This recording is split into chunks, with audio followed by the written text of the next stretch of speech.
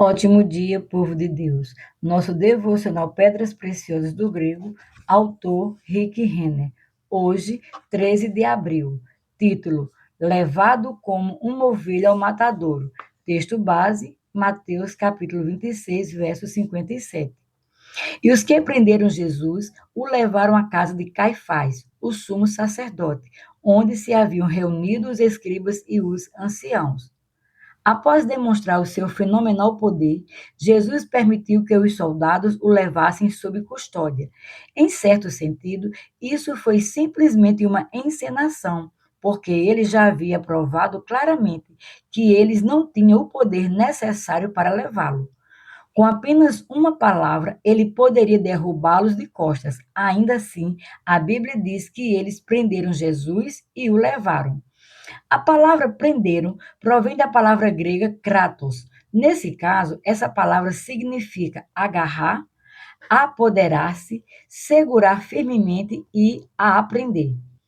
Usada nesse contexto, comunica principalmente a ideia de fazer uma prisão à força.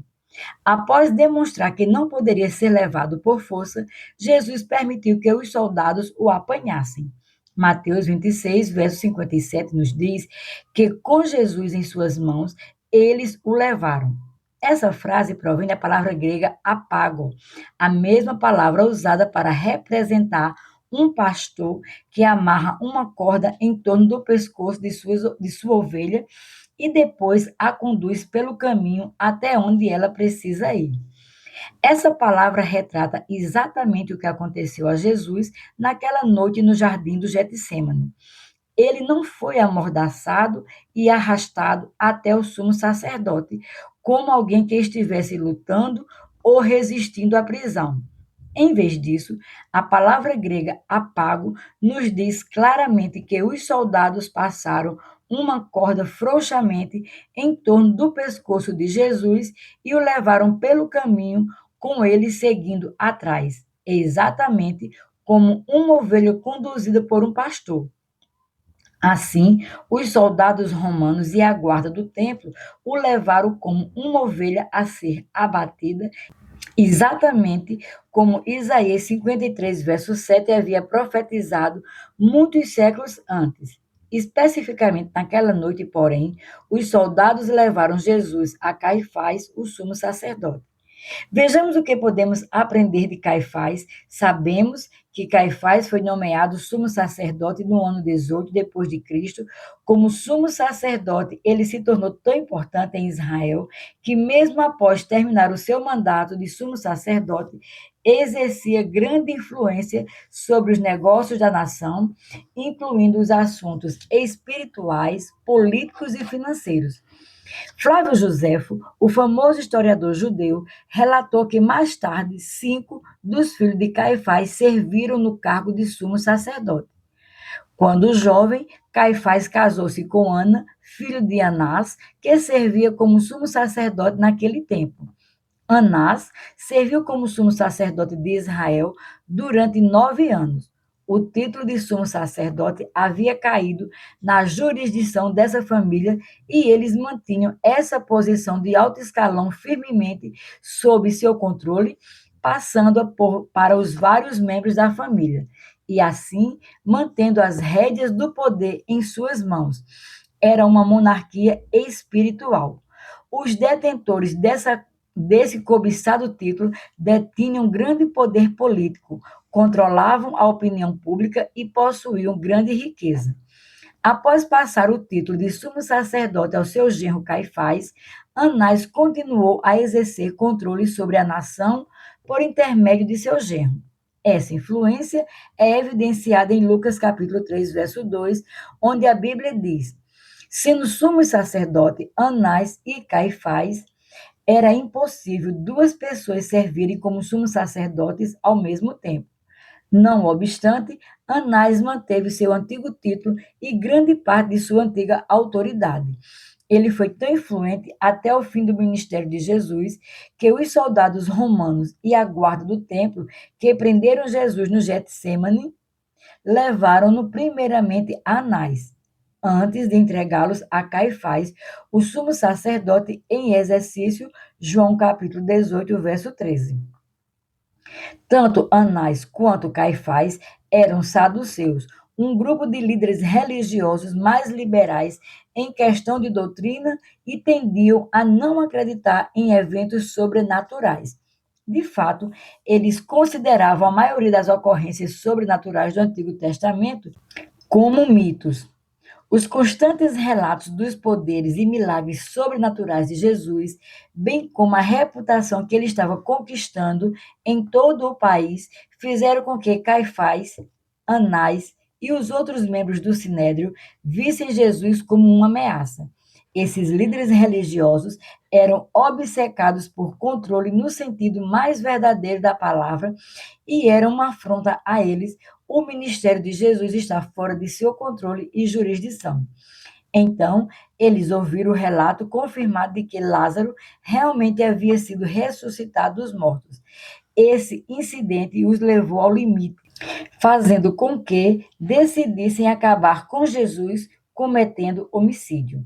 Esses líderes estavam tão enfurecidos por causa da ressurreição de Lázaro e tão preocupados com a crescente popularidade de Jesus que realizaram uma reunião secreta para determinar se Jesus precisava ou não ser morto. Uma vez que é tomada essa decisão, Caifás foi o principal responsável por planejar como fazer acontecer a morte de Jesus. Como sumo sacerdote e líder oficial do Sinédrio, Caifás também foi responsável por organizar o julgamento ilegal de Jesus perante as autoridades judaicas. Inicialmente, ele acusou Jesus de pecado de blasfêmia. Entretanto, como Jesus não quis contestar a acusação feita por Caifás, o sumo sacerdote o entregou às autoridades romanas, que consideraram Jesus culpado de traição por afirmar ser o rei dos judeus. Caifás era tão poderoso que, mesmo após a morte de Jesus, continuou a perseguir os crentes na igreja primitiva. Por exemplo, após o coxo da Porta Formosa ser curado, vê Atos 3, Pedro e João foram presos e levados perante o Sinédrio. Atos 4, verso 6.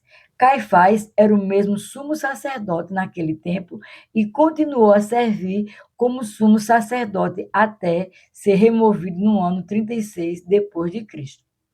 Isso nos diz enfaticamente que Caifás foi também o sumo sacerdote que interrogou Estevão em Atos 7, verso 1. Além disso, ele era um sumo sacerdote a respeito do qual lemos ter dado a Saulo de Tarso uma permissão por escrito que autorizava a prender crentes em Jerusalém e mais tarde em Damasco. Atos 9, verso 1 e 2. Em função dos eventos políticos ocorridos no ano 36 depois de Cristo, Caifás, por fim, removido do cargo de sumo sacerdote. Dos 19 homens que serviam como sumos sacerdotes no século I, esse homem maligno foi o que teve o exercício mais longo.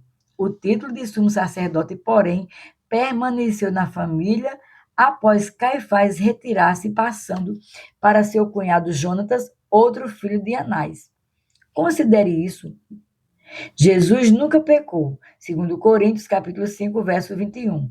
Nenhum dolo foi encontrado em sua boca.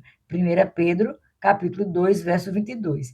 E toda a sua vida foi dedicada a fazer o bem e curar a todos os oprimidos do diabo. Atos 10, 38. Portanto, parece totalmente injusto ele ser conduzido como uma ovelha ao meio das víboras espirituais que estavam governando em Jerusalém. Segundo a carne, alguém poderia ter argumentado que isso não era justo. Entretanto, Jesus nunca questionou a vontade do Pai ou recusou a tarefa que lhe foi exigida. O apóstolo Pedro escreveu sobre Jesus, pois ele, quando ultrajado, não revidava com ultraje. Quando maltratado, não fazia ameaças, mas entregava-se àquele que julga retamente. 1 Pedro, capítulo 2, verso 23. A palavra entregava-se é a palavra grega paradidome, composta pela palavra para e didome. A palavra para significa ao lado. e transmite a ideia de aproximar-se de alguém ou de algum objeto. A palavra didome significa dar. Quando combinadas, a palavra resultante apresenta a ideia de confiar algo a alguém. O prefixo para sugere tratar-se de alguém de quem você se aproximou muito. Ela pode ser traduzida como comprometer-se, submeter-se, elogiar, transmitir, entregar ou entregar algo a outra pessoa. O Senhor Jesus se submeteu ao Pai que julga justamente ao se encontrar naquela situação injusta. Naquele momento difícil, ele se aproximou do Pai e confiou totalmente a si mesmo e o seu futuro nas mãos do Pai. Jesus sabia que estava fazendo a vontade do Pai. Então, escolheu se entregar aos cuidados do Pai e deixar os resultados sob o seu controle. Se você está em uma situação que parece injusta ou indevida e nada pode fazer para mudá-la, precisa se apaixonar o máximo possível do Pai e se entregar aos seus amorosos cuidados. Você sabe que Ele quer o melhor para você, mesmo que você se encontre em uma situação que parece tão imerecida. As suas opções são ficar irritado e amargurado e se tornar angustiado com a vida ou escolher crer que Deus está no controle e operando em seu benefício, mesmo que você nada veja de bom acontecendo no presente momento. Quando Jesus foi preso e levado a Caifás para ser cruelmente maltratado, não havia escapatória para ele. Ele não tinha escolha, senão confiar no Pai. Que outra escolha você tem hoje? Minha oração para hoje. Senhor, nos momentos em que me vejo preso a uma situação de que não gosto nem me agrado, ajuda-me a levantar os olhos e olhar para ti, para obter força. Sei que tu me amas e estás cuidando da minha vida. Então peço que nos momentos em que sou tentado a ficar nervoso ou com medo, tu me ajudes a descansar, sabendo que cuidarás de mim. Assim eu oro em nome de Jesus. Minha confissão para hoje. Declaro por fé que sou mantido pela paz de Deus, mesmo quando eu me encontro em situações que parecem injustas, indignas e indevidas. Deus está operando secretamente para transformar as coisas em meu benefício. Ele me ama, cuida de mim e quer ver o melhor para a minha vida.